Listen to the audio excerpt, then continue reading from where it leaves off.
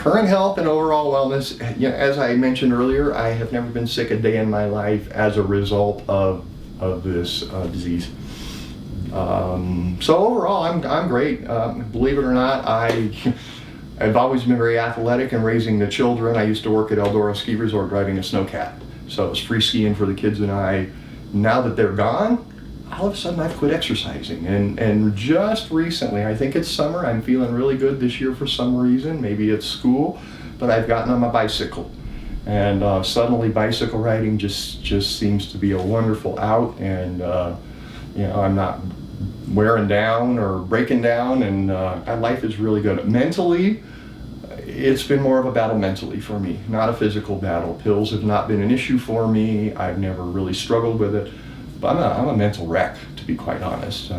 Isolation, I guess, is the key. Drug use, alcohol use. I'm not a big drinker, so it wasn't it that I loved. And I don't want to be careful about how I say this, but I did a lot of meth.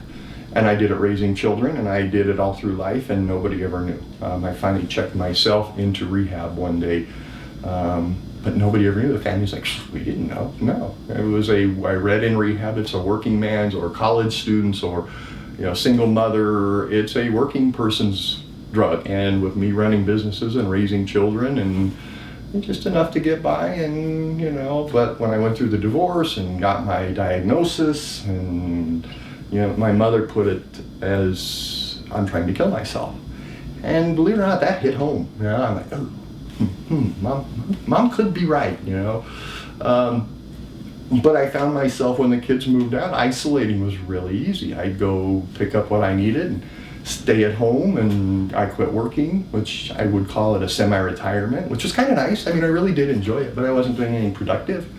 And Estes Park is a small community that it's easy to hide and isolate with.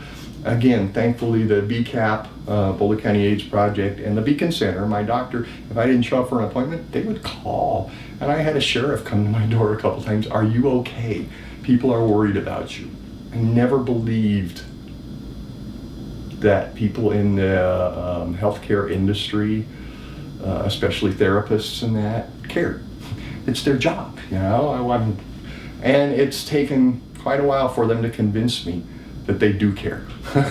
And I guess I've had to be convinced that it's not just a job. You don't go into this field wanting to make money. Obviously, they don't make a whole bunch of money doing this, but they care, and it's nice to know that people care. So I could go on and on about mental, but it's all internal struggles, internal mental struggles that I like to think I'm overcoming. I was involved with the church for a while. I've done some AA and things like that, and I really believe my struggle is, again, internal, and I have to overcome these things on my own. Being out, being active, allowing people to be part of my life is important, because I can shut the door on anybody, and I don't mind a bit.